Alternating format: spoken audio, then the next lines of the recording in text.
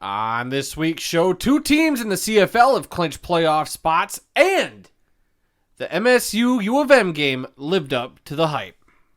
In this week's history lesson, we tell the story of a little factory in Ohio where footballs are born. Oh, I love little baby footballs. That and much more this week in the world of football.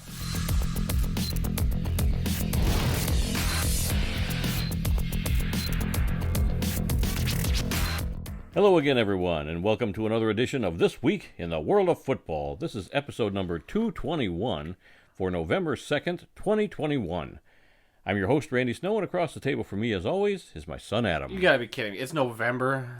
Yeah. This is crazy. It was just July not that long ago. Yeah, you've been working all day long, but outside the window today, I saw sunshine, I saw cloudy times, I saw rain, and I saw snow flurries. I've seen it all today. Yeah. We're getting everything. I saw a little bit of that on my drive home. It's just, man, I just can't believe we hit November. It just came so fast. Halloween just came and went. Yep. Thanksgiving's right around the corner. Thanksgiving's right around the corner. Christmas, New Year. It's going to be 2022 before you know it. Goodness gracious. Super Bowl. Yeah, but before we know it, we'll have a Grey Cup champion, a Super Bowl champion, and a college football national champion. It's just going to be nuts. Just weeks away on all that stuff. Oh, boy. We come to you each week from the World of Football Man Cave, located right here in the center of the football world, Kalamazoo, Michigan. We're here to promote the game of football in all its many forms, past, present, and future. From the NFL to the CFL to the XFL, college, high school, indoor, and arena football, we inform and entertain our listeners with the glorious buffet that is the world of football. All this while keeping a close eye on the rich history of the game. Thanks for checking out our podcast. We'd love to get your feedback on one of our many platforms: Apple Podcasts, SoundCloud, Stitcher, TuneIn, Spotify, iHeartRadio, and now YouTube, where we post the entire audio portion of our show as well as selected videos.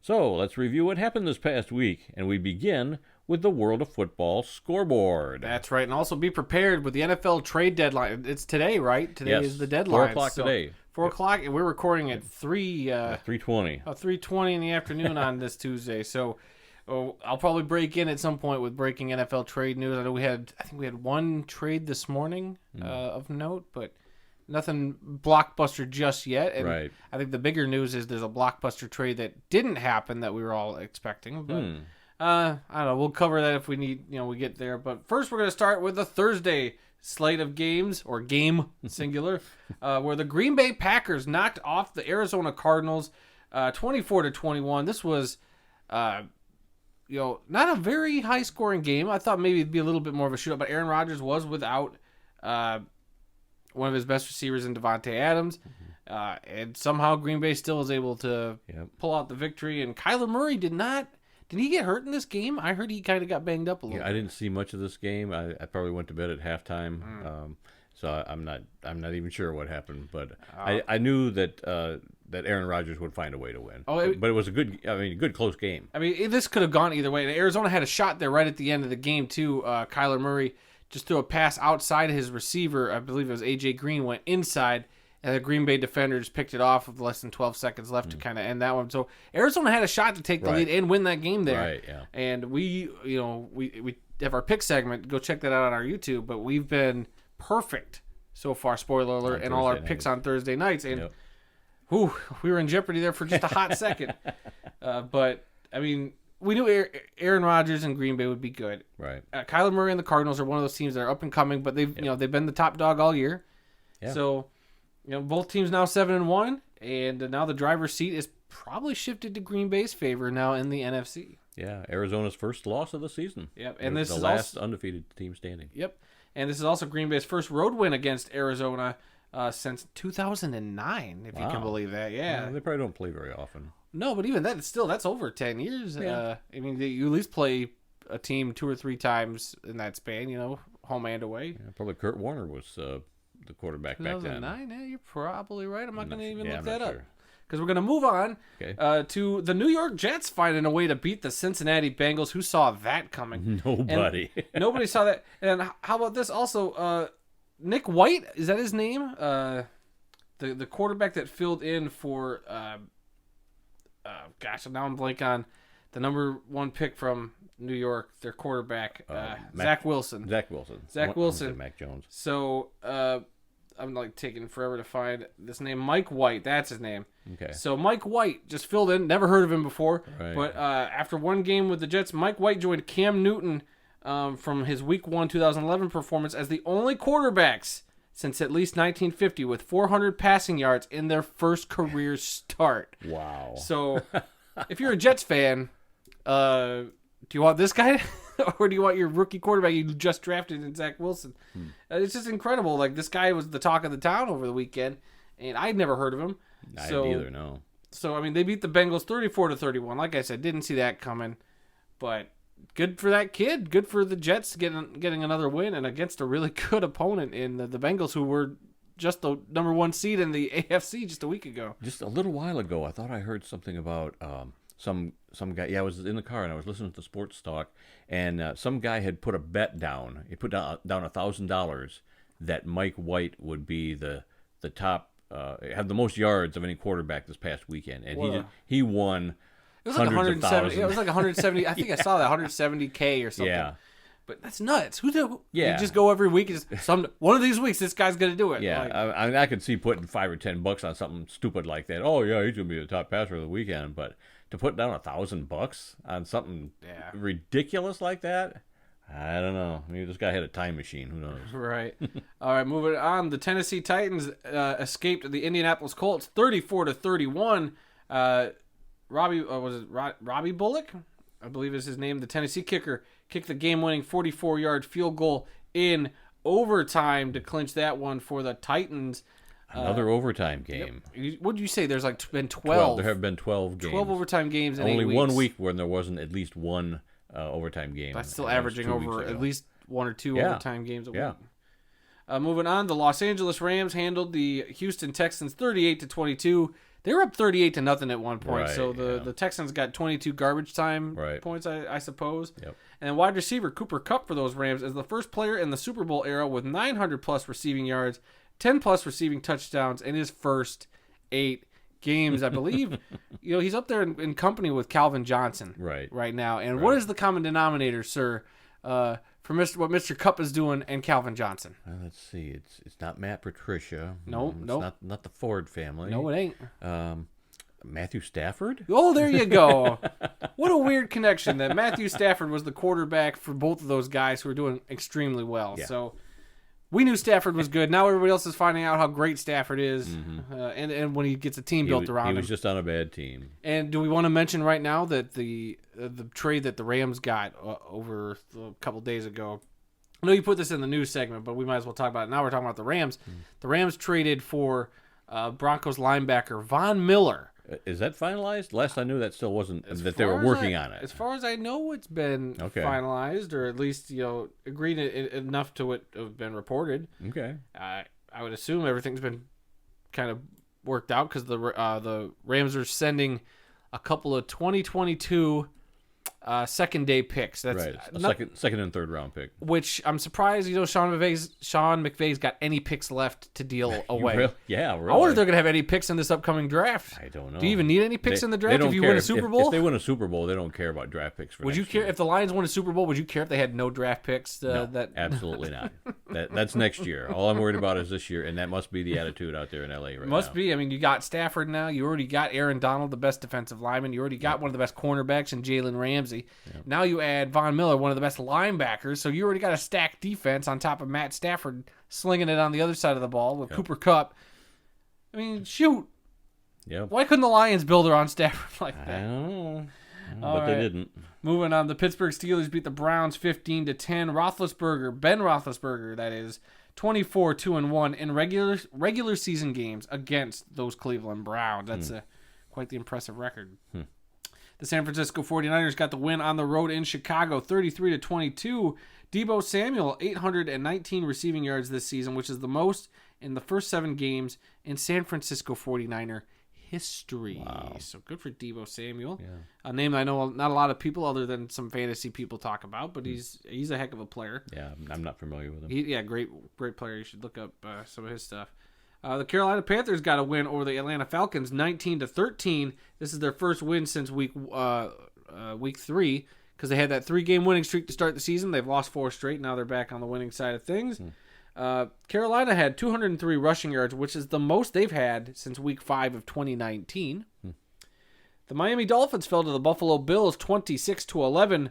Buffalo, each of their last 12 wins have been by 10 or more points, which is the longest streak since the 1998-1999 Greatest Show on Turf Rams. I believe that's the Greatest Show on Turf Rams. So yeah. The thing that I took away from this game is that they were wearing throwback helmets. Oh, yeah. They didn't have the same stripe down the middle of the helmet. Just like the one you got up there on your show? Yeah, they had their current helmet stripe down the middle, but they had the standing red buffalo on a white helmet, which I thought was kind of cool. As a matter of fact, O.J. Simpson, who wore that type of helmet, was in attendance at the game. I don't know if it was a luxury suite or what. He actually posted a little video of him talking about the game and how they used to always lose to the Dolphins and couldn't beat the Dolphins back in the day. It was so weird. The fans were just loving him being there. I mean, they were all giving him wanting his autograph and this and that. And I was really surprised that he showed up. Made a public appearance like that? Made a public appearance at a Bills game. I mean, I'm sure Bills fans love him, but I mean, still, there's a lot of baggage around that whole situation. Yeah. So throwback helmets and O.J. Simpson at the game. Those are my 2 takeaways from that game. All right, well, not too many takeaways from this next game as the Philadelphia Eagles defeated the Detroit Lions 44-6. It is the largest margin of victory on the road for Philadelphia since Week 10 of 1981. Let's just move on. Nothing cures every other team's woes than playing against Detroit, whether it's home or away. We just seem to bring out the best in every other team in the league. It's just ridiculous. Hey, welcome to the life of a Lions fan, where 1 week you're playing one of the best teams in the league in the Los Angeles Rams. Taking them right to the fourth quarter. You're taking them into the fourth quarter, like making them sweat a little bit. And then the next week you play a team that couldn't get their way out of a wet paper bag, and the Lions are the ones who end up we just looking didn't show fools. Up. That's twice now. The Cincinnati game that we were at and this game here against the Eagles are 2 games where the team just did not show up at all. Yeah. I don't know what's going on with them, but they acted like they didn't even want to be out on the field that day. It was a slow, just like they couldn't stop them. Yep. Any momentum they got, they'd shoot themselves in the foot. They got away from what looked like was working. Like I told you, the first pass of the game, because we didn't watch the game together. I was out of town, but I was able to still watch some of the game. Right. First pass of the game for the Lions, a nice long pass, like 15, 20 yards down the field to T.J. Hockenson. That was gone the rest of the game. Yep. I don't believe I saw that at all the rest of the game. And I don't think the Eagles stopped that from happening. It's a mix of just our terrible, beat-up offensive line, our quarterback that does not have great vision, and just maybe some spotty play calling. And it's a little bit of everything. It's a little bit of everything. And you can't say they're not aggressive, because how many fourth downs did they go for? Well, both out of necessity and just out of in the right situation. But still, they're going for an awful lot of fourth downs where I'm like, maybe a punt here. Let's be a little more strategic. I know we're down by 17 points right now, but maybe we should, try to keep them on their side of the field and, not let them keep having momentum. And it's just nothing worked. Nothing worked. Lions didn't do nothing. I didn't expect any fake punts or nothing, but maybe they should have. They need to just go to every week. Just throw the kitchen sink at. I think they passed up a couple of field goals, but even that would not have been enough for them. Wouldn't have been 44-6. Could have been 44-12 at least. Yeah. Goodness gracious! Well, this is the first time Detroit has not scored at least 10 points in a game all season long. Yeah. So this was obviously their very worst game of the year. Yeah, I mean, we could be a little more upset and vile and just talking bad about this team, but whatever. This is par for the course for us Lions fans, to be honest with you. Well, you get your hopes up one week, being like, you know what, they played really hard, and maybe next week, maybe next week is the week. They got a bad Eagles team. If that team that played the Rams shows up, maybe we'll have a shot. Maybe maybe it'll be a close game again, but maybe we got a shot. Please, I don't think they got off the bus. Well, we're on a bye this week, so we get 2 weeks. So we're only going to lose by 10 this week, right? Yeah, we get 2 weeks off to recuperate as fans before we charge into the last part. I'm not looking forward to the next part of their schedule. I've never said this. It's been so long since I felt this way. Probably the 0-16 season. I don't know if I'm mentally prepared to sit down and watch another line. It's so tough, and I hate saying that. Yeah. I'm about to bust out all my Rams gear and just start, streaming Rams games. Well, after the Rams game, I thought, okay, this team is fighting. They're close. We're going to get at least a win sometime this season. And then they come back this week and put up a goose egg. They look like a team that can't do that. To Philadelphia, and I'm like, oh my God, we're going 0-17 this year. So I don't know what to think. Yeah. It's very, very, very disheartening. There's a lot they need to fix. I don't think the coaching staff is the complete problem. I know a lot of people will the coaching staff are all rookies, just like a lot of the players on the team are rookies. They're all learning at the same time. So, yeah, we're starting at the basement, and that's exactly where we are in the standings, in the basement. Yep, and I think the Lions are going for that Thibodeau defensive lineman from Oregon. So we'll see what happens. All right, let's get out of this crappy subject. And talk about how the New England Patriots went into Los Angeles and beat the Chargers 27-24. This is now the 6th straight win against the Chargers for the Patriots. So didn't see that one coming. I know we'll talk about our picks later, but or on Thursday if you're listening to this on Tuesday, but didn't help our picks out at all. No. Let's just say that that. This was a rough week to be Lions fans, and it was a rough week on our picks too. Well, speak for yourself. Really rough for me because also somebody who picked the Jaguars and the Seahawks handled the Jaguars 31-7.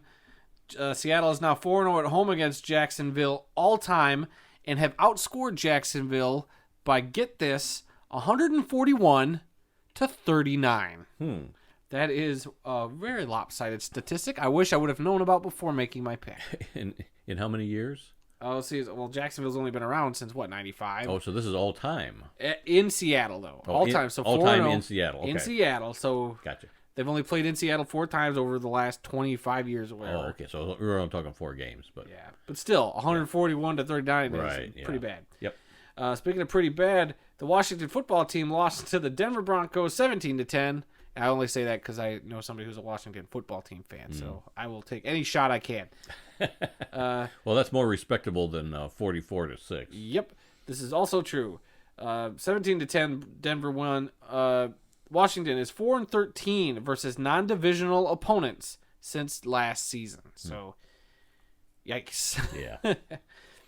Also, yikes. The New Orleans Saints beat the Tampa Bay Buccaneers 36-27. How about that? Tom Brady did surpass Drew Brees for most games with 4+ passing touchdowns since 1950, and Brees had 37 going into that game. Obviously, Brees not the quarterback of the Saints anymore, but the Saints did lose their current starter, Jameis Winston, and it was Trevor Siemian, a name I never thought I'd ever hear again, who came in and apparently helped those Saints, to the victory. So, hey, congratulations! What a weird. I read you that little NFL memes bit about how the NFL is just makes no sense. Trevor Siemian winning a game, the Jets beating 2 of the best teams in the AFC. And the list just goes on. Yeah, it's a crazy season. You thought 2020 was weird? This whole season has been bizarre. It's still going on in 2021. Yeah, so much happening. Then on Sunday night, the Dallas Cowboys got the win over the Minnesota Vikings, 20-16 behind not Dak Prescott, because we didn't find out till that day that Dak Prescott wasn't even going to start. Right. It was Cooper Rush, another name. Who would have thought that Cooper Rush would come in his first start and get a win? Like I said, 20-16. Amari Cooper, Dallas' wide receiver, who I very much like, had the go-ahead 5-yard touchdown reception with 51 seconds remaining. He also had another heck of a catch on that same drive where the ball kind of got tipped in the air by the defender, and then Amari Cooper was still able to come down with it. It was pretty cool. Is there a quarterback controversy brewing in Dallas now? Only if Dak comes out and lays an egg, but I think Dak is still the dude. Yeah, if he can stay healthy. If he stays healthy, and he's also getting paid, so he's the guy. And then finally, last night, Monday Night Football, the Kansas City Chiefs beat the New York Giants 20-17. Kansas City's kicker, Mr. Butker, had the go-ahead 37-yard field goal with 1:07 remaining in the game to clinch that for the Chiefs, who are now sitting at 4-4. Yeah, I fell asleep in the fourth quarter and didn't see the end of the game. It was tied 17 when I fell asleep, and saw some of the highlights. I mean, I was flipping back and forth. I was watching a little of Peyton and Eli last night, watching some other stuff. But Kansas City did not look that good last night. They haven't looked good all season. Yeah, I mean, they've improved to 4-4 now, which is not too bad of a record. But yeah, they're just something's going on with that team. I don't know if anybody can put their finger on it. I don't know. Why they can't win games, why they're not as good as they have been. And why are they struggling against a team that's as bad as the Giants? Right, yeah. But yeah, so that'll do it for our NFL scoreboard. On bye this week, the Ravens and the Raiders. So from there, we're going to move on to, as I open up our notes, we're moving on to the CFL. It's week 19, week 13. I wish it was week 19 in the CFL. On Friday, we had the Calgary Stampeders defeat the Ottawa Redblacks 26-13. Calgary quarterback Bo Levi Mitchell surpassed the 30,000-yard career passing mark during the game. He is the 18th quarterback in Canadian Football League history to reach this milestone. He was 22 of 29 during the game for 242 yards, but had 0 touchdowns. Yeah, lots of yards, but just none of them connecting in the end zone. Yep, while running back Kadeem Carey, I believe that's how you would say his name, Carey, ran the ball 16 times for 103 yards and a touchdown. Kicker Rene Paredes also connected on 4 field goals. And then for Ottawa, quarterback Caleb Evans was 15 of 29 for 173 yards and a touchdown. He also ran the ball 8 times for an additional 68 yards. The Hamilton Tiger Cats defeated the Edmonton Elks 39-23. Edmonton actually outscored the Ticats in the fourth quarter 16-10, but it was not enough as Hamilton improves to 6-5 on the season. Hamilton quarterback Jeremiah Masoli was 17 of 24 for, get this, 357 yards. That is crazy. 357 yards. Like, let me just real quick. And 3 touchdowns. And 3 touchdowns, by the way. So let me just try to do that math real quick. So he threw 357 passing yards, right? Mm-hmm. Had 17 completions. Yep. That's a 21 yard per throw average. That is insane to me if I did that math right. Yeah, I mean, the CFL is a passing league. I mean, it's all about the passing. Yeah, they do some running here and there, but they've only got 3 downs, so it's pass, and punt if you don't get 10 yards. So, you do see that a lot. So, to have a quarterback like Caleb Evans in the previous game only had 173 yards passing. And then you turn around and you see Jeremiah Masoli with 357 yards. That's quite a difference. Yep, so we're going to move on here. Running back Don Jackson of the Ticats also ran the ball 16 times for 120 yards and a touchdown. Yeah, see, when you got a quarterback throwing for 357 and a running back that gets 120 yards on the ground, you are controlling the clock. And linebacker Samani Lawrence became the CFL's all-time leading tackler when he recorded his 605th career tackle. On the Edmonton side of the ball, quarterback Taylor Cornelius was 19 of 33 for 251 yards passing and no touchdowns, while wide receiver Greg Ellingson caught 7 passes for 101 yards. The Elks are now 0-6 at home this season. Yeah, their season is quickly getting out of hand, and they're going to need a win or two here soon if they expect to make the playoffs. All right, and then in the Saturday doubleheader, the first game saw the Toronto Argonauts beat the British Columbia Lions 31-29 in overtime. Toronto clinched the playoff spot for the first time since 2017. I can't believe it's been that long since they've clinched the playoff spot. I can't either. They are now 5-0 at home this season. A missed field goal at the end of regulation resulted in a rouge and a tie game. In overtime, it was Toronto that scored a touchdown and a 2-point conversion. British Columbia also scored a touchdown on their possession, but failed on their 2-point conversion, giving Toronto the inevitable win. You thought these were some of the best highlights of the week? This whole game had the best highlights. Great catches, great throws, great runs, just everything. If you're only going to watch one set of highlights this week, look at that Toronto BC game. Well, no matter what, you should always watch all the CFL highlights. Yeah. Come on, Americans. What are you doing? They're only 7 or 8 minutes long, and you get all the great plays from the games. Yeah, they do. Like I said, I always love the CFL highlight package. They put a good package together every week. They do a great job. So let's get into some stats here. Toronto's quarterback, McLeod Bethel Thompson, was 23 of 37 for 155 yards, which is insane to me because we just talked about a quarterback who completed 17 passes. Is that all just 155 for 350 something, and he's only completed 23 for 155 and a touchdown. Yeah. Kicker Boris Beatty connected on 5 field goals, the longest of which was 52 yards. On the British Columbia side of things, quarterback Michael Riley was 20 of 38 for 290 yards and 3 touchdowns. Wide receiver Brian Burnham caught 5 passes for 96 yards and a touchdown, while kicker Jimmy Camacho missed all 3 of his field goal attempts. So yeah, if he had just made one of them, I mean, like I said, the the last one was at the end of regulation. They were up by we would have won the game by 2. So they were down by 1 point, and because he missed it and it went out of the back of the end zone, it resulted in a rouge for Toronto. So that's what sent the game into overtime, was a missed field goal. Yeah.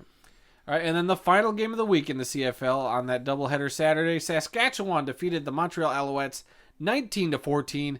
This helped Saskatchewan clinch a playoff spot with their victory. Both teams are now 6-4 going into were 6-4 going into the game. Saskatchewan quarterback Cody Fajardo was 14-25 passing for 158 yards and no touchdowns. He also ran 4 times for another 46 yards. On the Montreal side, quarterback Trevor Harris made his first start for the Alouettes after being acquired via trade from Edmonton back in October. Harris was 12 of 15 for 123 yards and a touchdown, while running back William Stanback ran the ball 19 times for 80 yards. And then on bye this week, the Winnipeg Blue Bombers, the best team in the CFL probably. Yep, only 1 loss. Yeah, they were on bye. Their next game will be at home against the Montreal Alouettes. And their only loss for Winnipeg this season came back in week 3, just to remind everybody, against the Toronto Argonauts. Yeah, it's been a while since they've lost a game. Yep. So we're going to quickly look at the standings. In the West, you have the Winnipeg Blue Bombers, who we talked about last week, who clinched their playoff spot at 10-1. They actually clinched the whole they clinched conference. The Western Division. The Western Division. Yeah, so they're the number 1 seed going into the Western Division, right. or, well, it looks like they'll be the number 1 seed. They already clinched their spot. No, they have clinched the division. That's right. They clinched. They are the my number bad. 1 Brain seed fart. West. All right, yeah. So 10-1 Winnipeg. Saskatchewan at 7-4. They just clinched their spot. Then Calgary at 6-6. They're in the middle of the pack. Hopefully, another win will get them clinched.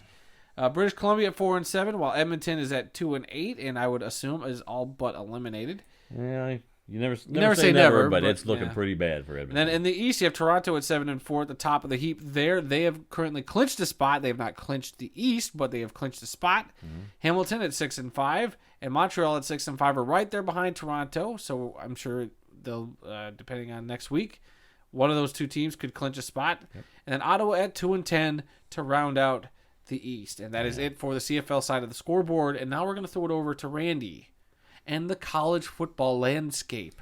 Yeah, this was week 9 in college football, and we're going to start off with the top 4 in the FBS. It was number 1 Georgia over Florida 31-7. It was number 2 Cincinnati over Tulane 34-12. Number 3 Alabama had a bye, and number 4 Oklahoma defeated Texas Tech 52-21. In top 25 upsets, it was number 8 Michigan State upsetting number 6 Michigan 37-33. This was the game of the weekend in the state of Michigan. Everybody was watching. Everybody was watching it. If you didn't have it on TV, you found a way to watch it. I was at a friend's over the weekend. She graduated from Michigan State, so we pulled it up while my buddy, her husband, all he did, he just went out and did yard work. He could have cared. He was like the one person in the state who didn't care. Yeah. So I got a video of him raking the yard while we're inside watching the game. And what a game this was. The roller coaster that I had to watch my friend go through, because I didn't care either way who won. Mm-hmm. I just wanted a great game. And at first it looked like, okay, it was kind of a game at first. It was kind of back and forth. Both teams looked pretty even. Then Michigan pulled out ahead. I believe they were up 30. Were they up 30 to 18 or 15? 30-14 or 33-14 or something. Yeah. They had a big lead there. Yes. And then Michigan State just came roaring back to win the game. Would you say the final score was 37-33? Yep. So, and that was behind 5 touchdowns by Kenneth Walker, the third. Is that his name? Yes, the running back. Yeah, who is probably right now the current Heisman front runner after that game. If not, he's at least in the conversation now. Yeah. Well, I didn't realize he had 5 touchdowns during the game. I saw the 4. I was like, I know he did 4, but was there a 5th? And when I figured out he did a 5th one, I was like, well, Al Bundy be proud, because Al Bundy can only score 4 in one game. I'm sorry there wasn't a meme about that somewhere. I'm surprised you didn't make that meme, to be honest with you. I could have. You could have it. You got to learn what a meme is first. Yeah.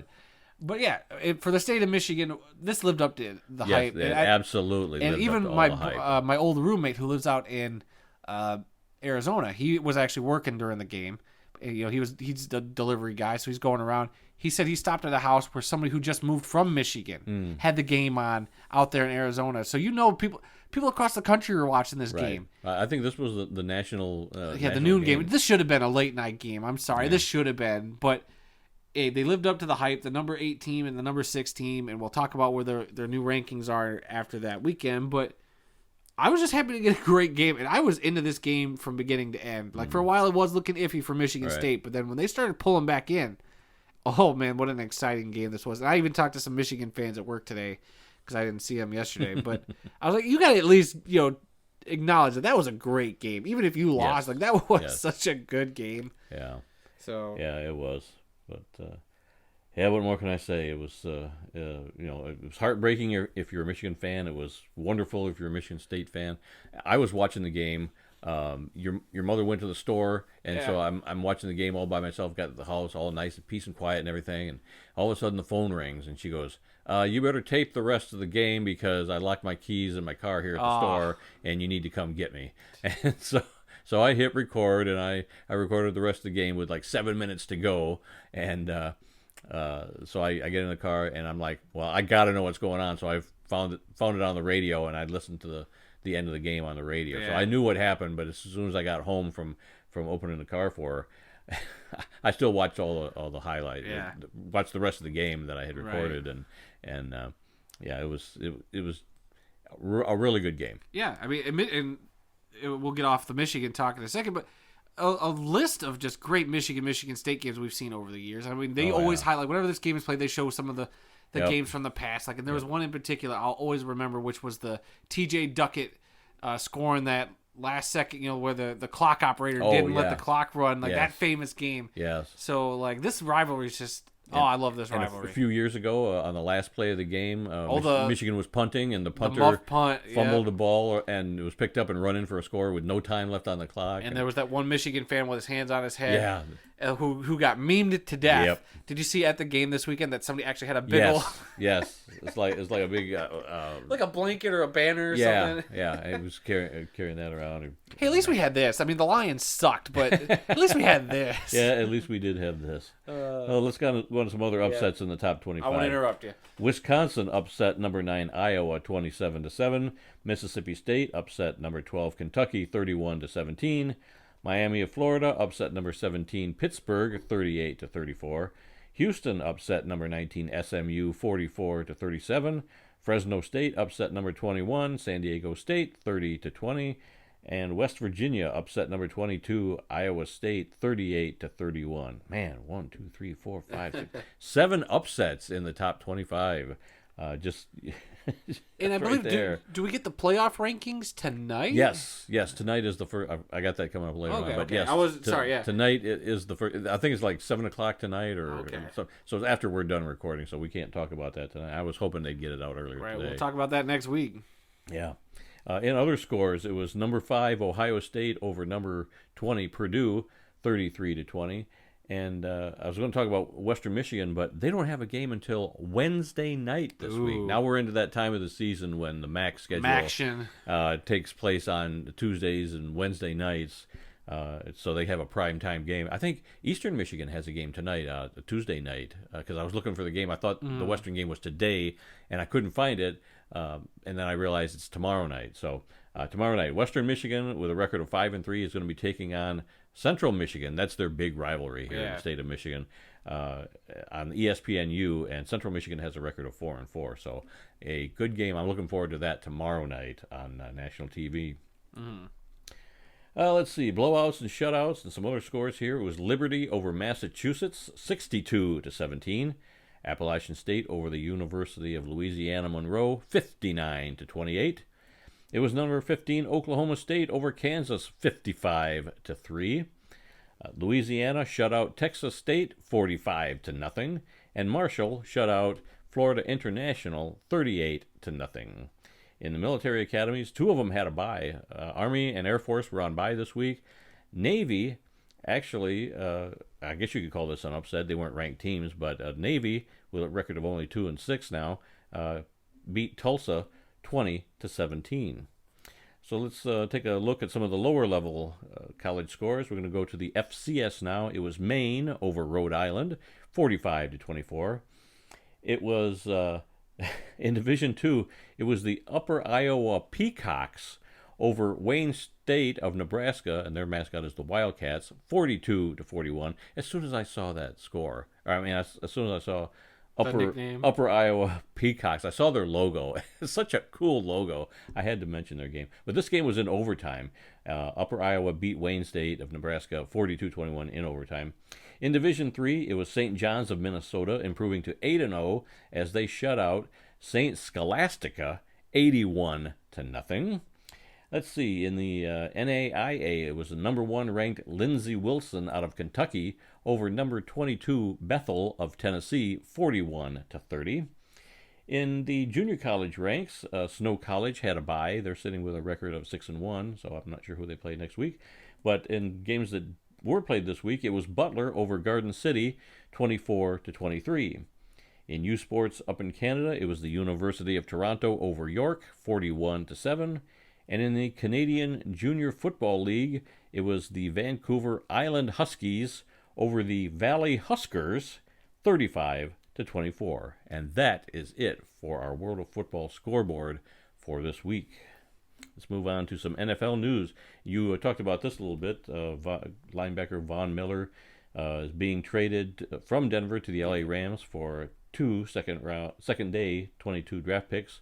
The Broncos are also paying $9 million of his $9.7 million remaining on his contract. That's crazy. To play for the probably eventual Super Bowl champion Los Angeles Rams, they're going to pay $9 million of that salary. To get rid of him and to get in exchange for 2 draft picks for next year. And then the other trade I forgot about, I just stumbled back across. The Steelers were trading linebacker Melvin Ingram to the Chiefs for a 6th-round pick. So that was the big trade this morning that I saw.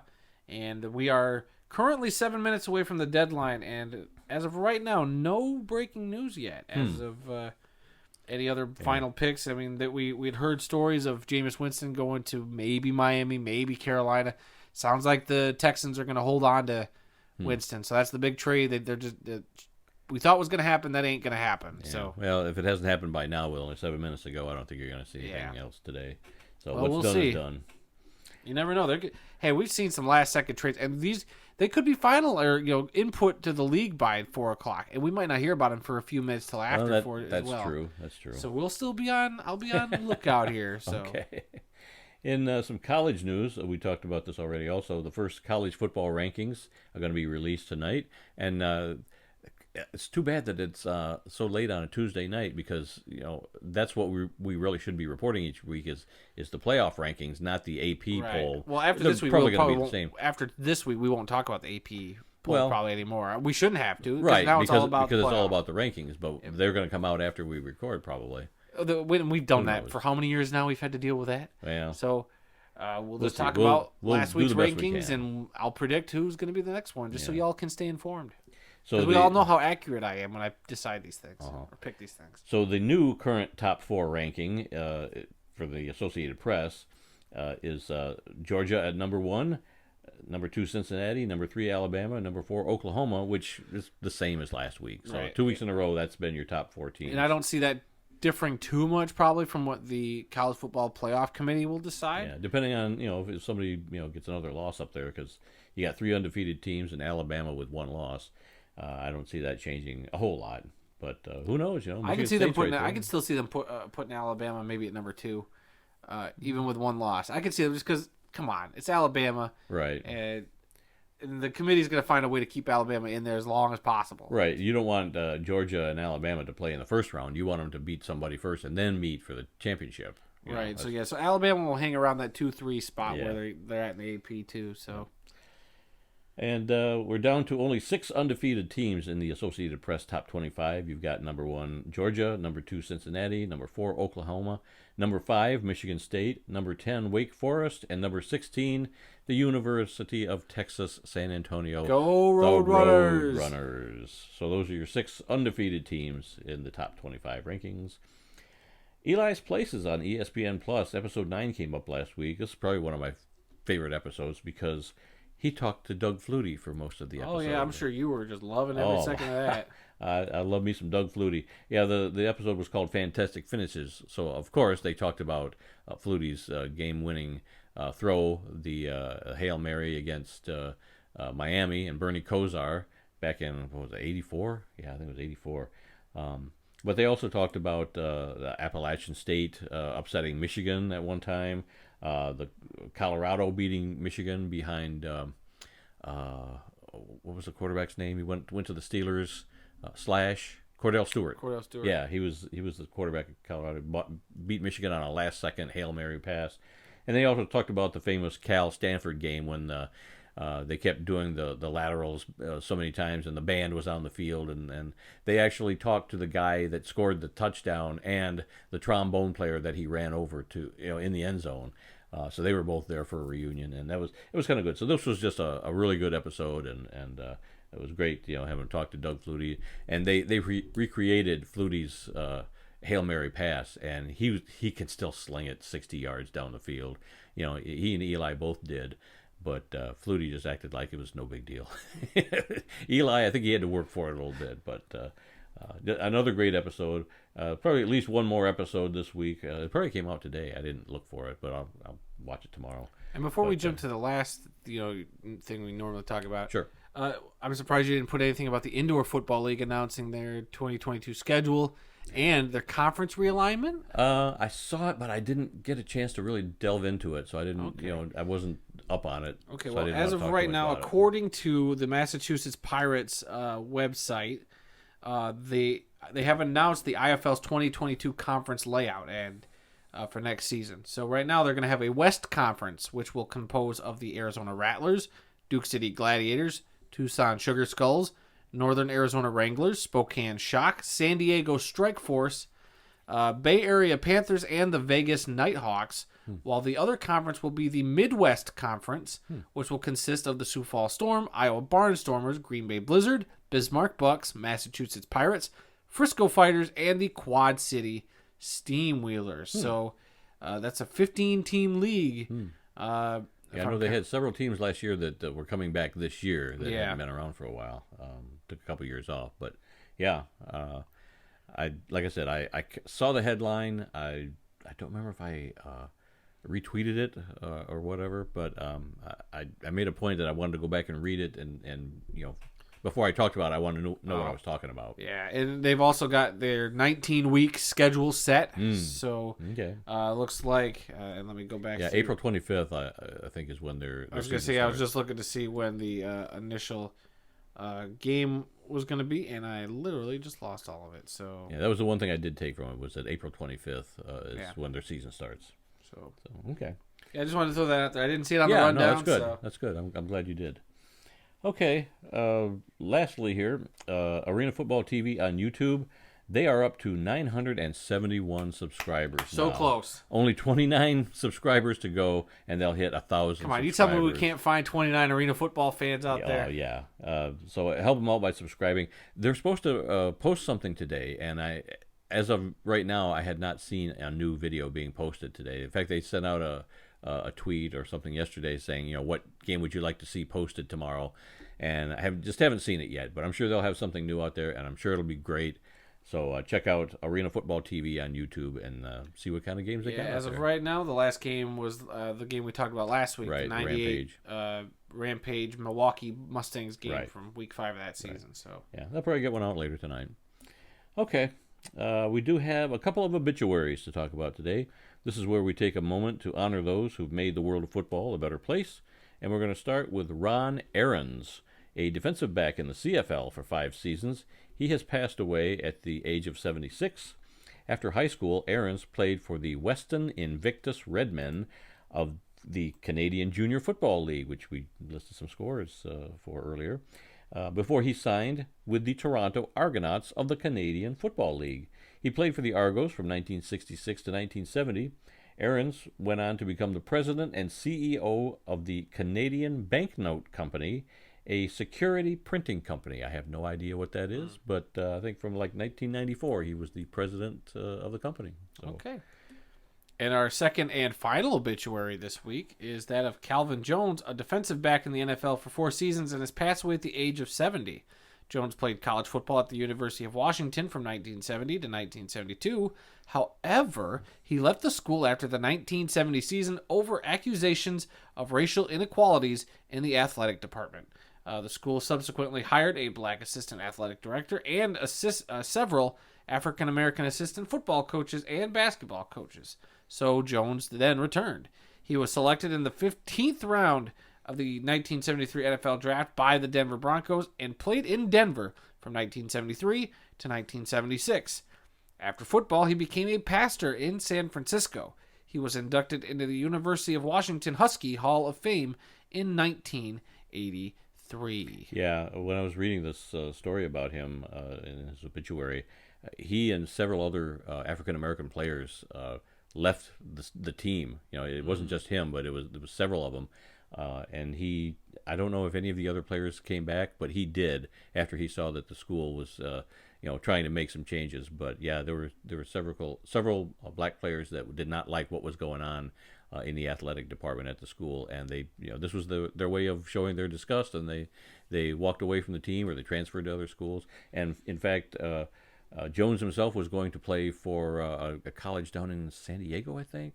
I forget which one.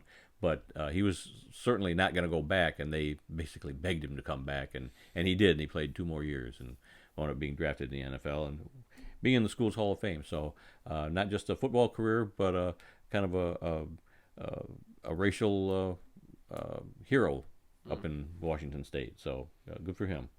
All right, birthdays today, November 2nd, and Leon Hart was born on this date in 1928. He passed away in 2000 at the age of 73. 2002. 2002. Yep. At the age of 73. I gotcha. In 1949, he was the Heisman Trophy winner out of Notre Dame. He won 3 national championships with the Irish, and he was the number 1 overall pick in the 1950 NFL Draft by the Detroit Lions. He played for the Lions from 1950 to 1957 and won 3 NFL titles with the Lions. So 3 national championships, 3 NFL titles, number 1 overall pick in the draft. It doesn't get any better than that. Yeah. I went and visited his grave last winter in South Bend. He's buried on the South Bend campus there. So, Leon Hart, I'm very familiar with his life and career. Okay, anything that you want to talk about before we get into this week's history lesson? Well, I do want to talk about that nice shirt you're wearing. Been kind of dodging it all day. You're a brave man for wearing anything Lions related. Still, well, this is my Lem Barney shirt. It's a nice looking shirt. It basically just says Barney number 20. Yep. And if you didn't know that was Lem Barney of the Detroit Lions, you would know what it was. But he was the original number 20 for the Detroit Lions, followed by Billy Sims and Barry Sanders. So 3 of those guys. 2 of them are in the Hall of Fame. Billy Sims could have been in the Hall of Fame had he not been injured in his one of the greatest season. What if should haves ever. I always say Billy Sims was Barry Sanders before Barry Sanders came along, and it was just a terrible injury. He blew out his knee in his 4th year, but he was just awesome. He was. You watch some of Billy's runs and Barry's runs, and you're like, my gosh, it's the same guy out there. Yeah. I remember his career very vividly. So. Lem Barney, number 20. Okay, let's move on to this week's history lesson. This week's history lesson is a little bit different. How so? This history lesson is actually based on an article that I wrote back 11 years ago. Wow. It was 2010. I actually got to tour the Wilson football factory down in Ada, Ohio, and I wrote an article about it. And this whole history lesson is based on the article that I wrote 10 years ago. So here's our history lesson called Where Footballs Are Born. When you think of great NFL cities in the state of Ohio, you would have to say Cleveland, Cincinnati, and, of course, Canton, where the Pro Football Hall of Fame is located. But there is another city in Ohio that is just as much a part of the NFL. It is the booming metropolis of Ada, Ohio, population about 6,000. Ada has never had an NFL team, but the town produces something that is very important to the league. It is the home of the only manufacturing facility in the United States that makes the official footballs used by the NFL. Ada is located in northwest Ohio, just east of the city of Lima. It is also home to Ohio Northern University, a Division III school. So how did this little town gain the distinction as the one and only place in the country that makes footballs for the NFL? In the 1940s, the factory was owned and operated by the Ohio-Kentucky Manufacturing Company, which made a variety of sports items such as baseball gloves and boxing equipment. The Wilson Sporting Goods Company purchased the property in 1955 and turned it into a plant set up exclusively to make footballs. The leather for the footballs comes to the factory from Chicago, already dyed in one of two different colors, the familiar brown color and a lighter tan color. The cows all come from the Iowa, Nebraska, and Kansas region of the country. No cows are killed purely to make footballs. The cowhides are a byproduct of the beef cattle sent to market. Approximately 20 footballs can be made from a single cow. If you look very closely, every Wilson football has a number of tiny capital letter W's stamped into the pattern of the grain. That's how you know you have an authentic Wilson made in the USA leather football. Football-shaped pieces are cut from the leather and stacked in sets of 4. The sections are then sewn together using sewing machines that look like they should be in a sewing machine museum. The entire process of making a football takes about a week to complete, from start to finish. Once the footballs have been inspected and boxed, they are shipped to Nashville, Tennessee, to a distribution center. From there, they are sent to their final destinations. At every NFL game, there are about 60 Wilson footballs on hand. Since 1941, every point scored in the NFL has been with a Wilson football. Not only is the plant in Ada the exclusive producer of footballs for the NFL, but they are also the exclusive football provider for the Canadian Football League and many NCAA teams as well. During the week leading up to the Super Bowl, the factory takes some of their equipment to the site of the game and sets up a working display at the NFL Experience so fans can see exactly how the footballs are made. The factory is the second largest employer in town, after Ohio Northern University. The workers at the factory take a lot of pride in what they do, and each fall, the pride of Ada is on display throughout the United States and Canada every time that a Wilson football is ready for kickoff.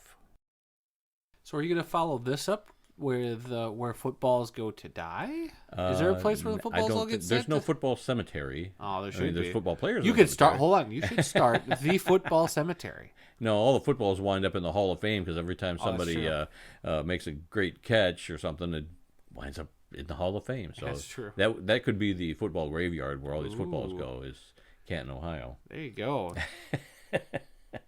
But no, you did not actually go on that. I did. That's like one of the rare trips you did. Yeah, I took your two brothers. Yeah, I don't remember what I was doing. It was 2010. 2010, so I was probably working. Yeah, because you were out of high school. I was out of high school. I was 3 years. I had my summer job. I was doing school, and who knows what it was. Yeah, depending on what time of year you. It was a summer. It was like June or July. I was working during the day. I was working at a state park. That's what I was doing.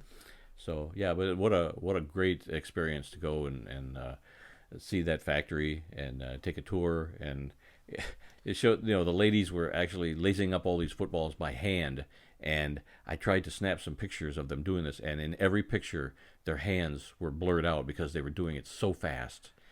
I bet you could get that nowadays with the modern cameras. Well, I don't know. The camera I had back then, it could not catch their hands still. They were just a blur, and it just goes to show you how good they were at their jobs. So just an awesome experience. It's not the kind of thing where anybody can go and get a tour of it. Right. They do tours for school kids, within a 50-mile radius of Ada during the school year. But I had to get permission from the factory, and they had to get permission from the NFL, I think, to let me come in and do this. Well, shoot, get the podcast, get our YouTube channel in there. Let's do that. I haven't been. Let's do it for me. I'd say, hey, it's been 11 years. I would love to go back and start emailing. Do it right now. Let's get this planned out for next summer. All right, upcoming events calendar. November 20th, the end of the CFL's shortened 14-game regular season, and also that day, On November 20th, 2 longtime college football rivalries will take place, the 137th Harvard-Yale game and the 156th Lehigh-Lafayette game. No games were played last year, so this is the first time in 2 years they played these rivalries. On November 27th, it's going to be the 116th Michigan-Ohio State game in Ann Arbor. Again, those two teams did not play last year either, so that series got interrupted. On December 11th is the 122nd Army-Navy game in Philadelphia, and on December 12th is the 108th CFL Grey Cup game in Hamilton, Ontario. And that's everything that we had for this week. Did their game get canceled last year?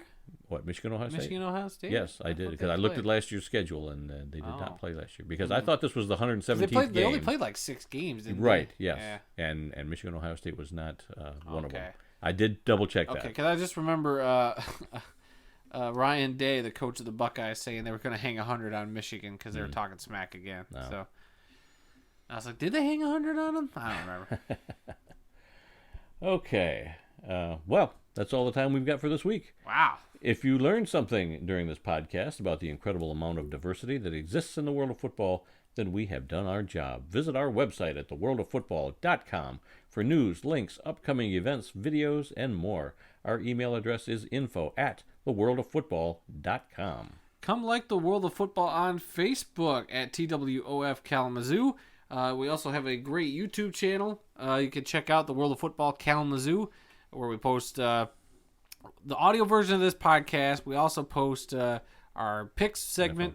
And we got some history lessons we're getting back up there that we've done on previous episodes of the podcast. So if you want to see some visualizations, some pictures to go along with what Randy did for the podcast, so hop on over there and give those a like and leave a comment. I saw we got one comment on your Iowa Hawkeyes uniforms video, so somebody was happy about that. So that just went up last night. In fact, I have not even... You haven't even watched your final product? No, I haven't sent out a link to it. No wonder, but it's still got 9 views, so thank you, 9 loyal viewers. It gets better views when I don't post it on Twitter or send a link on Twitter or Facebook. Or LinkedIn. But yeah, then we also have a Twitter where you can find that link, hopefully in a little bit, at TWF Kalamazoo. New episodes of this podcast are posted every single Tuesday. Rain, sleet, shine, and apocalypse. Yeah. which we've all had today. Yeah. We had all that. And we're available on SoundCloud, Apple Podcasts, Stitcher, TuneIn, Spotify, iHeartRadio, and, like I said, on YouTube. I already mentioned that. So please subscribe, rate, review, let us know what you think, and please come be a part of the football conversation. Once again, we're doing our weekly NFL picks this year, but this year they are exclusively available on our YouTube channel. So look for them every Thursday throughout the NFL season. Yeah, we try to get those up right before the game. Yep. I'm usually editing right down to the wire on Thursday. And once again, our YouTube channel is The World of Football Kalamazoo. Yes. And remember, folks, some people may love football more than we do. I can't understand that. But nobody loves more football than we do. Join us again next week when we'll review all the happenings in and around the world of football. Until then, I'm Randy Snow. And how many podcasts mention the NFL, CFL, Arena Football League, Indoor Football League, College Football, Lingerie Football when Randy wants to for some reason, Canadian College Football. They're coming back next summer. Am I missing Canadian Football League? Did I already say the CFL? Well, I'm saying it again. What other leagues am I missing? We cover it all. Pretty much, except for the Japan League. I think some other fine fellows cover that league. We haven't really talked about that. Yes, but we did talk a little bit about their YouTube channel the other day. And, there's football everywhere. We never know what we're going to cover on this show. I don't even know until I open up the Word document. We don't know what document. we're talking about half the time on this show. Exactly. All right, I'm Randy Snow. And I'm Adam Snow with a haircut. Yeah, you finally did get a haircut. Yeah, we're just now mentioning that. That was your first haircut since the start of the pandemic in 2019. July of 2020. July of 2020. Was it? Yep. I got it cut on July 4th. Yep. That was the last time I cut my hair. All right. So it's been over a year. I did have a haircut, which thinned my long hair out like a month or two ago. But then now I'm just like, I lopped it off. I was like, I'm sick of it. It should have been gone a long time ago. Shut up. All right. See you all next week, folks.